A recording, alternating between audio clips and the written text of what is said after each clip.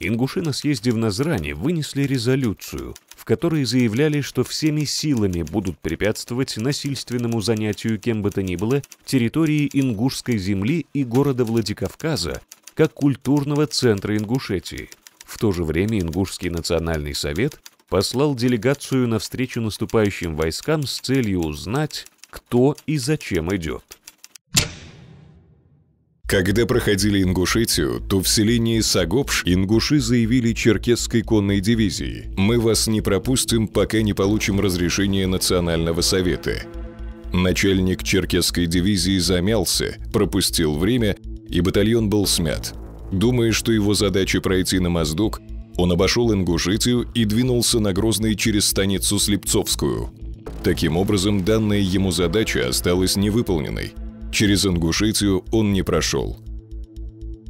На самом деле султан Киличгирей прекрасно понял задачу. После коротких переговоров с представителями Национального совета он вошел в мечеть Сагапшей и клятвенно заверил собравшихся, что его дивизия пройдет вдоль ингушской границы, не переступив ее и на метр. Бессмысленного кровопролития между кавказцами, которое планировалось верхушкой добровольческой армии, не произошло.